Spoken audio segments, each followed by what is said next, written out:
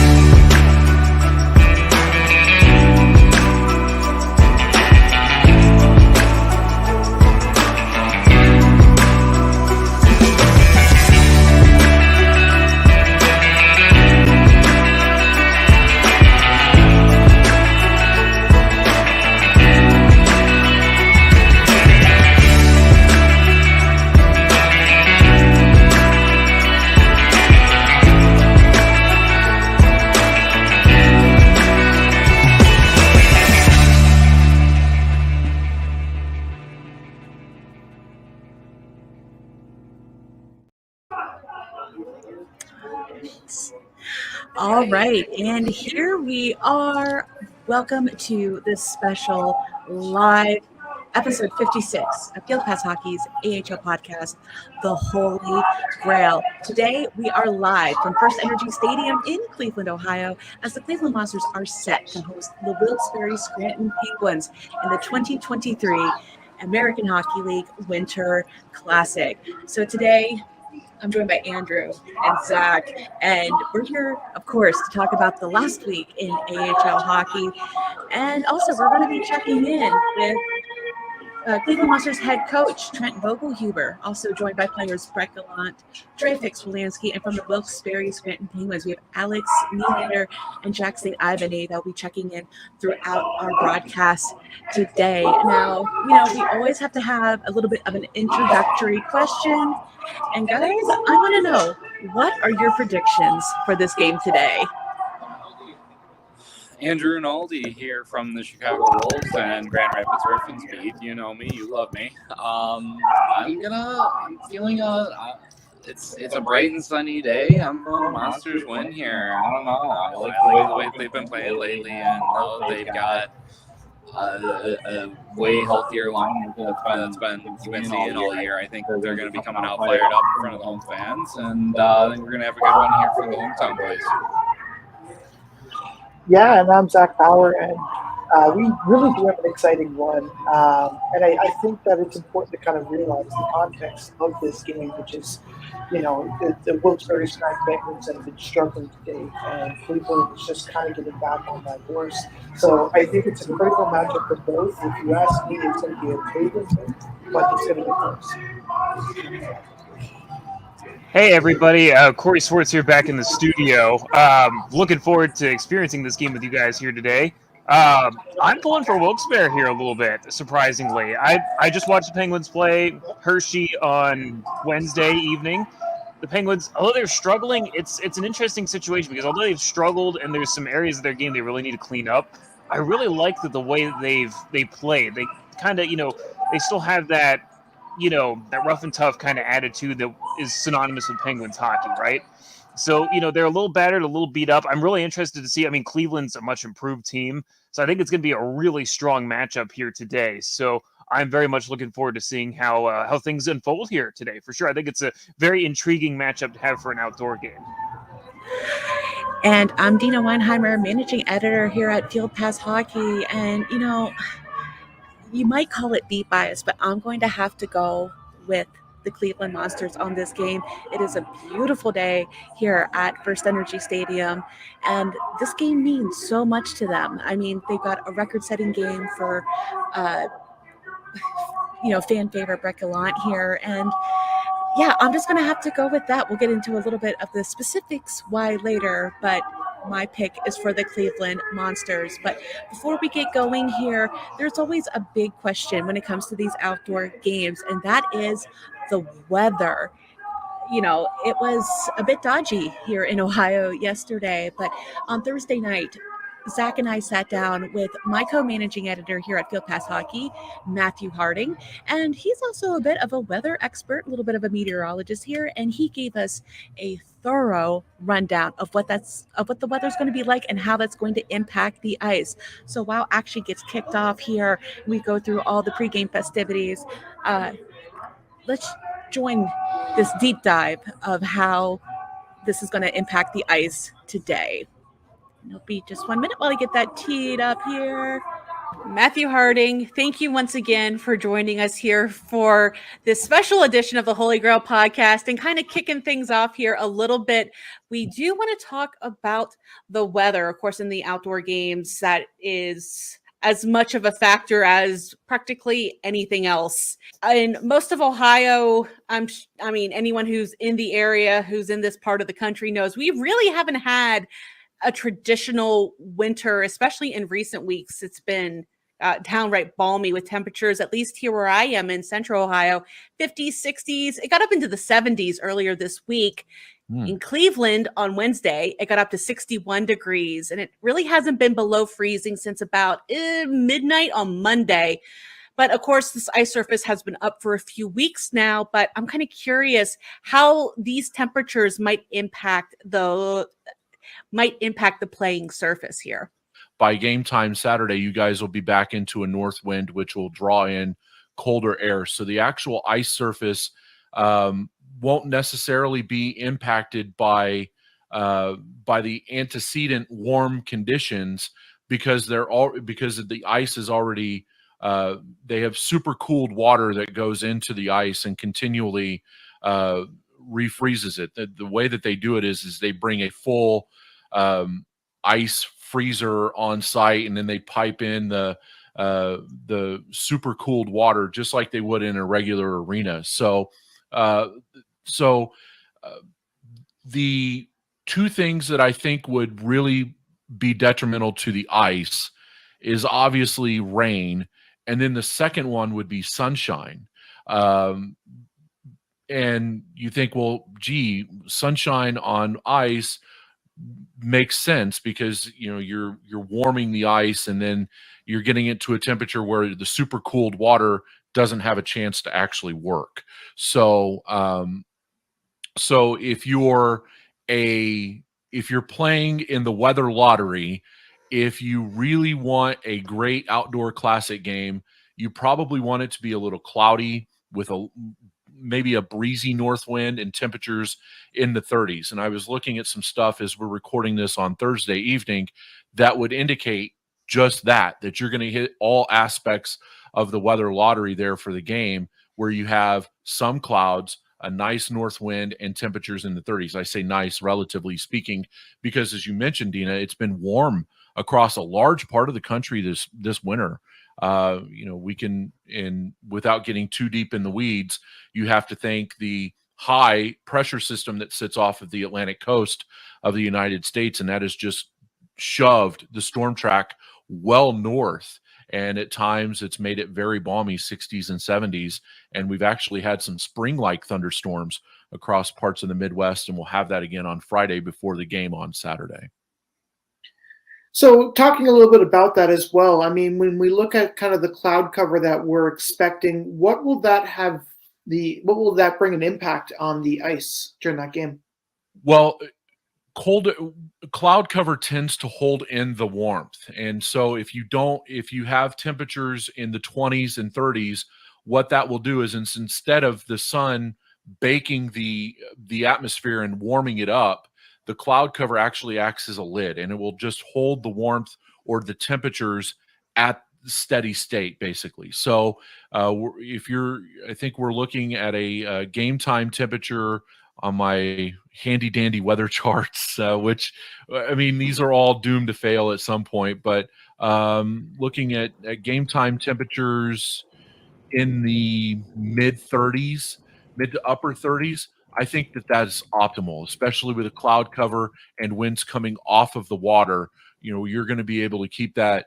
You're going to be able to keep the clouds in there. You're not going to be able to warm it up into the 40s or 50s, which would be detrimental to the ice surface. And you're probably not going to have a lot of sunshine either. So I think that is, as we talked about a minute ago, really prime weather for a good outdoor game.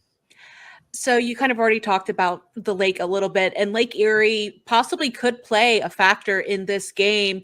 First Energy Stadium, literally a parking lot, basically a parking lot and like a little alleyway separates it from Lake Erie. Now, you talked about the warm weather too. It really hasn't had the chance to freeze over that much this year, at least nowhere near as much as what we're used to seeing. So do you know if the lake being a little bit warmer, non-frozen, if that's going to have any impact on the weather possibly shifting a little bit for the game?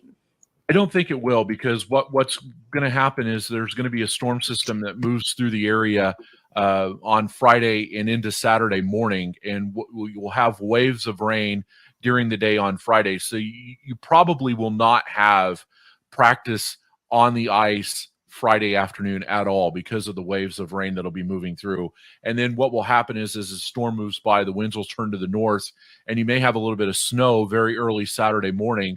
But by the time you get into game time Saturday afternoon, winds will be out of the north, so there'll be light.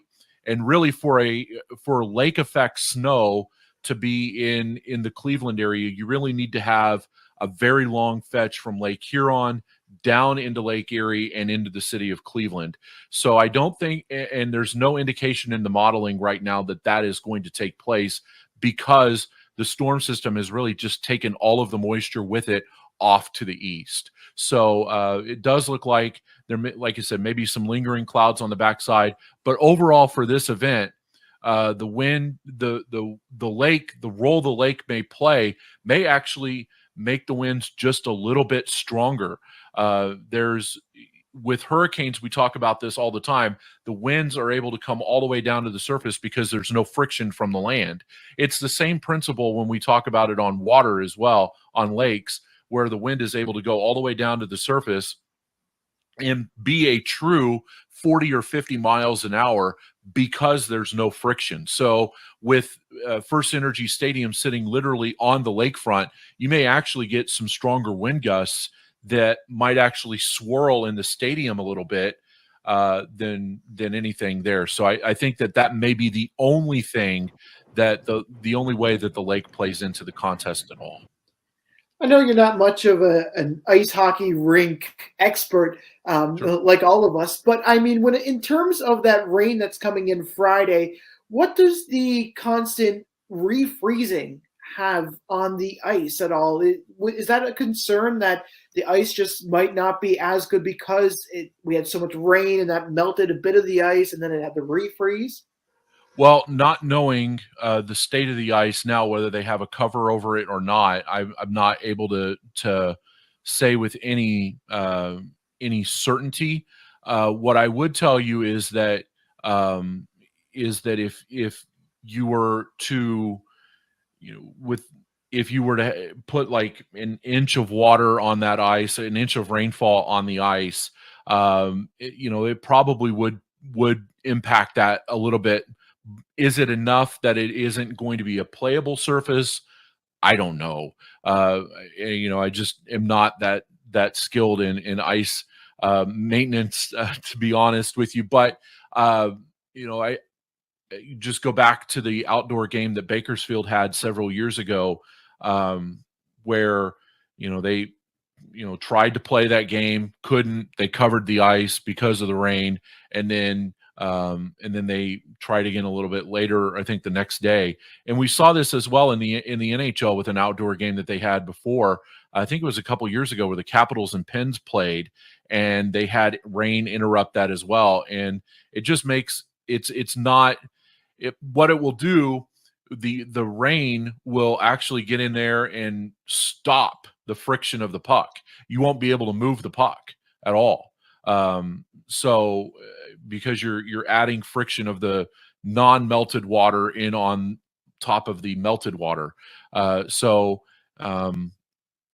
it can do a lot of things to interrupt, if you will, the interrupt the freezing process of the ice.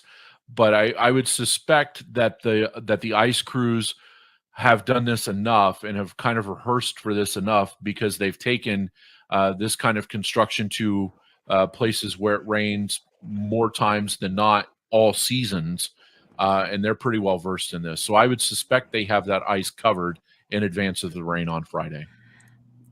And honestly, they kind of have an advantage because, like I said earlier, this ice surface has been up for weeks. There's already been a college hockey game on it. There's been, I believe, some high school hockey played on it. There has been open rink for the community earlier on this past week. So they probably have this down to, well, not to be cliche, but a literal science by that point. But that's going to be it for our weather discussion. Matthew Harding, once again, my co-editor here and kind of our resident meteorologist, taking some time out. So once again, thank you so much for your time. And yeah, so time to get back to our coverage of the game. Not a problem. You guys enjoy, and you guys have done a really good job for us all year.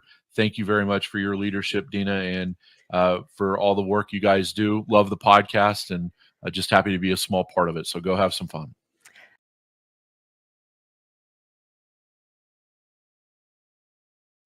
All right, and we are back at First Energy Stadium, and thanks again to Matthew Harding for enlightening us on all that. One telling thing, though, was he said the weather charts are doomed to fail, and at the time on Thursday night, it did look like we were going to be having some massive cloud cover here, but now as we look around First Energy Stadium here, guys, it is blue skies. There's not a cloud in sight. The sun is coming down, and we already saw maybe the ice conditions are a little bit choppy there. Unfortunately, Trey Fix-Wolanski took a little bit of a spill on the ice in warm-up, but he got up okay. A little bit of a bruised ego, but I think that's about it. But first, we are going to talk about some breaking news here, and we need to talk about our buddy Zack Power here, but I'm going to let him explain this to you.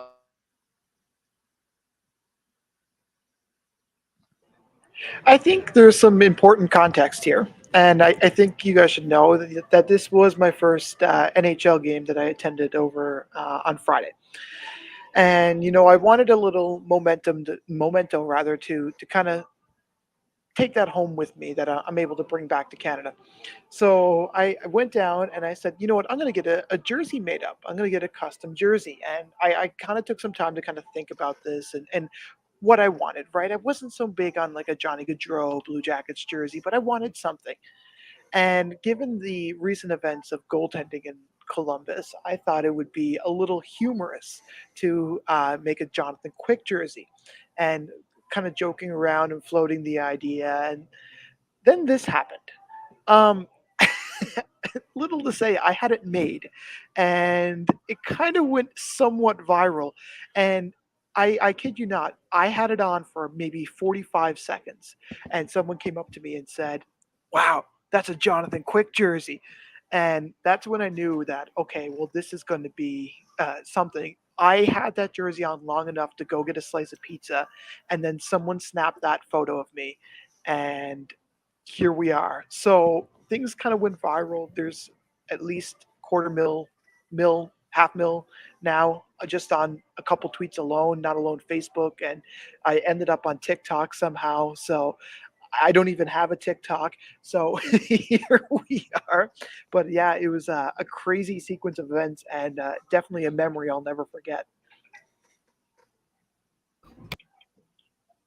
I mean, Zack going viral. I mean, out of any of us here, out of me, Zack, Corey, Andrew, I think it's easy to say that this guy right here, literally on my right, is the one to to do it. So I do just kind of want to ask though, guys, and we'll start with Corey here. He's kind of out a little bit. Just what I mean, this is so exciting to see all these fans packing into the stadium. Like I'm looking down, I see Tux walking around. Just how important is it for the league to get? I mean, this is another step back to normal, having the first outdoor games since what is it, 2019?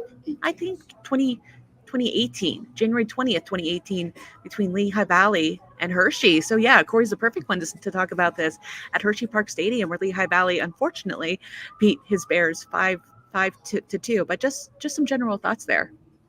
Yeah, it's wild to consider that it's been that long since there has been an outdoor AHL game. I was a little shocked just reading that in the notes ahead of time. But yeah, I mean, it's really good. Like you said, it's a really good step towards normalcy. I think that we kind of put the events the last couple of years behind us. Here we're having, I saw some of the pictures of that the AHL just posted while that segment was playing earlier of warm-ups that were going on, and just the clear blue skies, perfect weather.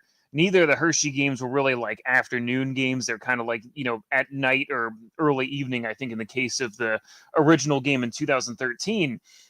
So, perfect conditions. I'm so glad, as we were rolling through that segment, seeing that weather and seeing like kind of things roll through there, for lack of a better word, with the, to get to that point. I know over here in Hershey it was pouring down rain yesterday, and I was thinking of you guys, that I was really hoping that that wouldn't be the case for you, as I was standing in the rain to get into the building last night. So very glad to see that it's kind of worked out here. I'm hoping the conditions on the ice and weather-wise are, working out okay. Kind of the interesting part of the last game in Hershey was that it was very bitterly cold, but overall ideal conditions for the game. A much bigger stadium, much bigger venue. I'm looking forward to seeing what the total attendance figures are, and just starting to really get the ball rolling and seeing how the game turns out. Just because I love the matchup. I don't think the AHL could have picked a better couple of teams geographically to get together to play, even though they're not necessarily interdivisional foes either. Unfortunately, but a great matchup. Seems like a great venue, and great weather. Let's just play some hockey. That's all I'm here for. It, I love the energy, Corey, but I think the weather is almost too good, because as of right now, I'm watching the ice crews. You're going to see it from Deana. They're putting the tarp up on the ice, and I was kind of wondering, it seemed a little bit delayed after the warm-ups. It was just kind of a little bit of mulling around. They had the mascot T-shirts into the crowd, a little bit of a dance-off, but the players weren't coming back out, and I think it's just a little too much sun coming on here right now. It's gotten not quite so hot for the ice, and here we are. We're going to be kind of waiting. Hopefully, maybe we get some clouds rolling in to kind of cover this up and protect the ice a little bit here. Because if it keeps staying warm, if that sun's going to be beating on this ice surface, I don't know how we're going to be. Well, I'm not going to put that energy out there yet, but yeah, we're just on a little delay right now, and just hang tight, folks. We're gonna be playing some hockey here pretty soon. So I will say this, in my very limited meteorology knowledge, I think it's important to understand when we talk so much about the weather, more specifically weather off the coast of a waterfront. It's very unpredictable because winds can quickly change in many different directions. And that's why we see so many different weather patterns coming in and out of Ohio and even southern Ontario and even along the eastern seaboard, because those more waterfront towns kind of have those different weather types that can come in. When Because the weather has changed and that wind has changed coming off of Lake Erie, that's kind of pushed a lot of that cloud cover away. So right now, given that we're just past high noon, the sun is directly, and I mean directly, beating on the ice right now. And I think that that's very important context, because that's essentially put a foil in this monkey plant right now, is that the sun's at high noon. The cloud cover that we once wanted is gone. Mind you, we've had lots of outdoor games where we've had lots of sunshine, but where we had so much rain yesterday, and then we had the sunshine today. I think that that's kind of played such a big factor. And when we were talking yesterday, Deana, I think we mentioned somewhere around 3 inches of water were down in some places. So when you kind of have that, you can just imagine how soupy that feels. And even with a tarp on the top of that, you also have to remember that that water pressure is actually sitting on top of the ice. And so that mixed in with the sun. I seen them kind of going with the tubes a little earlier. Down on the far end of the field, there's actually this big ice making machine, and there's tubes actually coming out onto the ice a little bit, and it's going to be a little hard to see from Deana's angle, but I hope that we can find it. If you look on the far middle side of your screen, you may see that little white tube. That white tube is actually the ice making machine.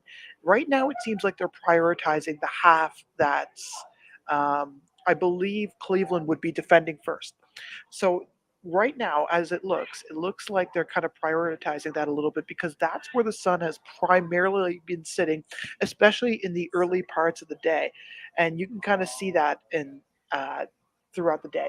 So right now, the process is that they're basically going to try to freeze this up a little bit and try to save this. We talked a little bit earlier in this broadcast that Trefix Valencia actually took a little bit of a spill because of that.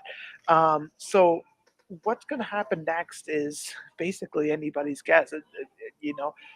But I guess the point I'm trying to make is from the initial start is sometimes when you have water and coastal towns, it can be so hard to predict weather patterns and what's going to happen.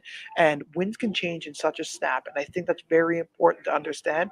And us being, I could probably throw a rock from here and hit Lake Erie. Um, I'm sure we would all enjoy me going for a little dip. I can probably do that to fill some time, but otherwise, we're going to be waiting with this tarp. And honestly, just as we're looking at this here, like Zach, I'm sure you can see, especially like at center ice, you can see where it is just literally wet and it's just sticking and soaping up some of this water. And this might be, and Jeremy Paul chiming in on our little group chat here, you know how we used to do oof, oof of the week? Well, the oof of the week is the sun here.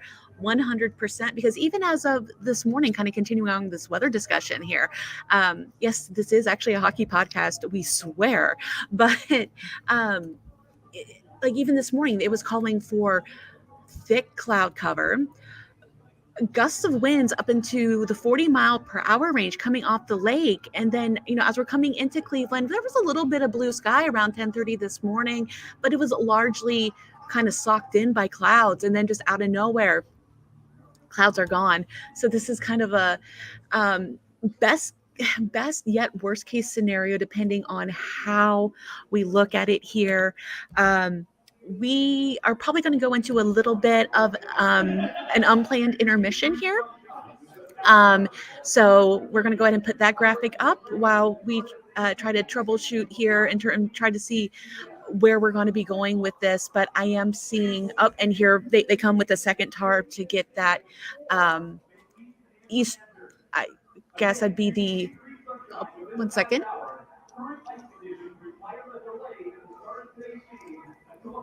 Yep, they're just making the announcement. Yeah, they're just making a quick announcement. So 2 p.m.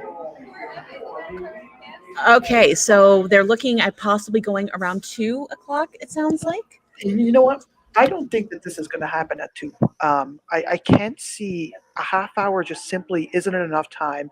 And I will say this, that right now the ice crew is trying to bring it on as fast as they can. The reality of it is I don't know. I just can't see it.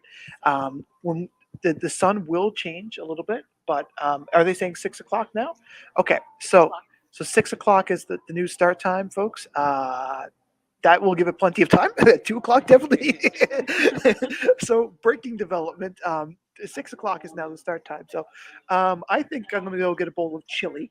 I think we're all in agreement that we should all take some time, get some chili, and we'll come back at 6. So Everybody's leaving. So Zach, we're in Cleveland. Cleveland isn't known for chili. You want Cincinnati if you want chili. Chili's good anywhere.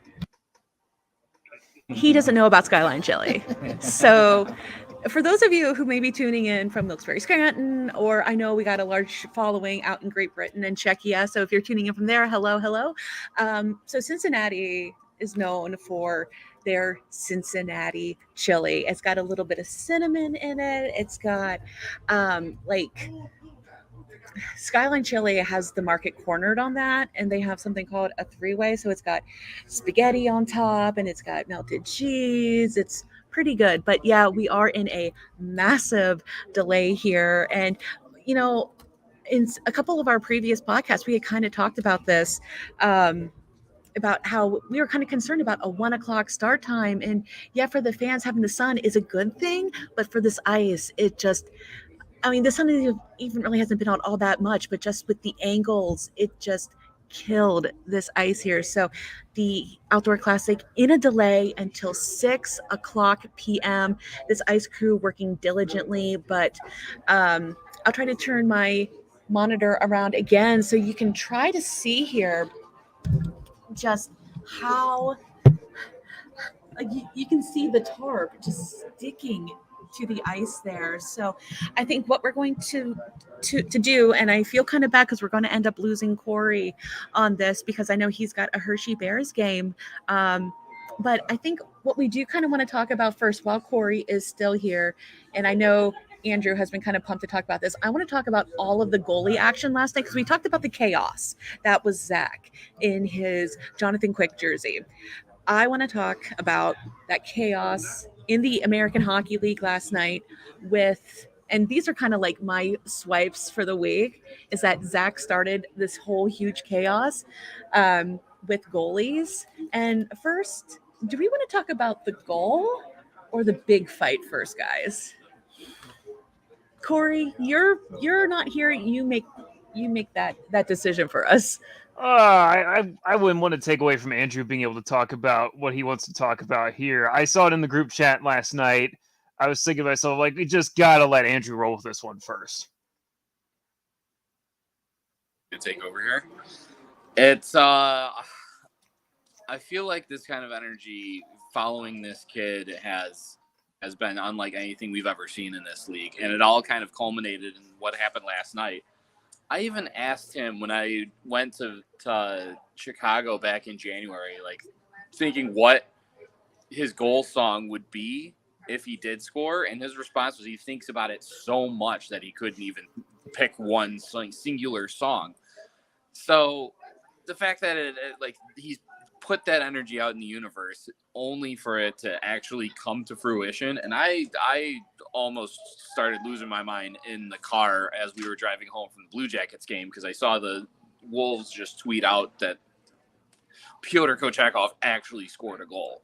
And it was as incredible as I always dreamed it would be.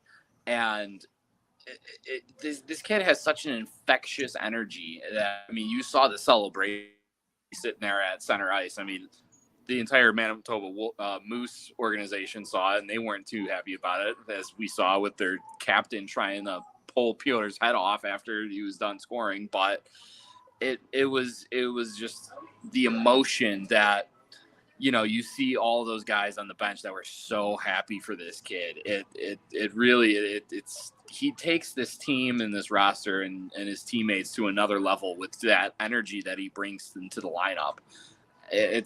I've been watching it for a full calendar year now, and I still can't. I can't put into words exactly what he means to, you know, the organization, to the fans, and he's such an enigma, bringing that personality on top of an elite level of goaltending to it. So to just to think that we almost had a Gordie Howe hat trick from a goalie last night. You know, he was only missing the assist. It was I guess he still got some unfinished business to do there, but you know, you can see on the stream there, anyone who's tuning in, to, you know, seeing Kochekov going up to the benches and celebrating with the boys, and then you see him almost getting in a fight. He's been an absolute agent of chaos since he came over here from Russia last year, and the vibes have just been immaculate. I've had a ton of fun covering him. I'm gonna be bittersweet when gets that a permanent call up to Carolina, but I'm gonna here because this is almost the norm. Anytime he suits up, you have the chance for some kind of league defining moment that's gonna blow up all over the place. And yeah, I 100% believe that it was the physical manifestation of the Zack power vibes that eventually led into the night. And we still have so many more goalie moments to talk about. I feel like I'm kind of hogging the spotlight here, but it is kind of my beat, so you guys are just gonna have to deal with it. Oh, someone else pick it up. Well, it's what? We've got you. I think Corey wants to chime in there. Well, I know I'm going to butcher this just a teeny bit, but there was even more. I didn't pick this up until pretty late last night, but over in between the Texas Stars and the Milwaukee Emeralds, we actually had a full-out goaltender fight, which, you just don't see too much of, whether it's the officials getting in the way or, just it's not meant to be. I mean, we saw it almost in the NHL the other night with Phoenix Copley, and what Ducks goaltender I believe was during that matchup. But we had Yaroslav Askarov, and you guys are gonna hate me because I'm gonna totally butcher this name, but Remy Poirier. May have to correct me on that one. You got it. You pretty much got it. Awesome. I'm glad. I usually find a way to mess it up somehow, honestly. But yeah, it's an old school tilt. I mean, they got to meet up at center ice, take the equipment off, kind of get that chance to just square up.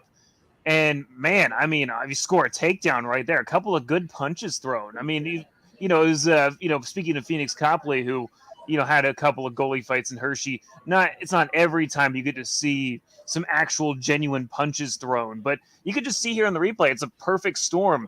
Everybody, including all the officials, kind of getting tangled up in the chaos right in front of the penalty boxes. And then it translates into just an open lane for the goaltenders to, essentially meet each other at center ice there and into the zone. So there's a lot of great stuff to unpack here in this tilt. So, it was a good, interesting day to be a man in pads last night, it seems like. I mean, there's some genuine malice between those two guys there, too. Watching it again, man, I mean, that's something else. I mean, so between a goalie fight, I mean, we almost had a Gordie Howe hat trick of goalie moments here last night, too, for sure. And then if you are watching live here we kind of got a little screen here that does show, due to the ice conditions within the past hour, again, current, just basically due to increased sunshine within the past hour, current ice conditions are requiring a delay in the start of the AHL Outdoor Classic until approximately 6:00 p.m. Basically, right now, fans are being told that if they have tickets to today's game, they are welcome to go ahead and stay here inside of First Energy Stadium, or they actually are being allowed to leave and come back if that's what they choose. So kind of a super lengthy delay here, guys. I guess we kind of could have expected that, given, the 1:00 start. And unfortunately, those weather models were they had us fooled. We thought we were going to be socked in by the clouds here, but I think we're going to go ahead and take a little bit of an intermission here. Corey, I'm sorry, we're going to have to lose you here, but I understand you are nothing but committed to those Hershey Bears. So. Hey, it's a big game tonight. It's the Bears and the Bruins, top two teams of the Atlantic, going at it for the crown, essentially, here. First of three games. I'm really looking forward to that one. Should be a great game. I'm really curious to see how Providence is going to respond to an uncharacteristic loss for them on Thursday. And, I mean, for the Bears, it's all about continuing the momentum, right? They got that big win over the Toronto Marlies last night, which was very impressive. Maybe with like a little better of a third period here. Comparatively, but it's going to be a really good game. I'm excited to be there, but I'm sad that I didn't get to see this game with you guys, though. But I'm going to be keeping an eye on it, and I'll be following along here from behind the scenes at the very least here. But it's such a shame, though. I look at that blue sky, and I'm like, I wish that meant play hockey in a way, because it's so picturesque, But I know that there's some rules they kind of have to follow, and obviously the maintaining of the ice and ideal safety circumstances are of the top priority here for the league for sure. So one cool thing, as we're kind of just watching the action on the field, there are some fans that are still here, and some of the Monsters fans, they're in their slides, they're in their team issued hoodies, but some of them have actually gone into the stands, and I don't know if they're interacting with friends, family, whomever, but they're in the stands talking with people that are here. So that's kind of cool. They get a little bit of extra time with them. But Corey, have fun at the game tonight, and we're going to go ahead and call it from here until about 6 o'clock. But we just go ahead and follow us at Twitter at the Holy GrAHL. Again, GrAHL. We'll be bringing you live updates from there. You can also follow us on our socials at FPH Monsters. Andrew is at FPH Wolves. I believe he might be tweeting from today. And then Zack at FPH Marlies will be giving you updates on when we will go back live. But we will have a full episode later on. So we'll bring you part 2 whenever the ice conditions tend to go back up. So on behalf of all of us for now, thanks for tuning in for this false start of the Holy GrAHL podcast.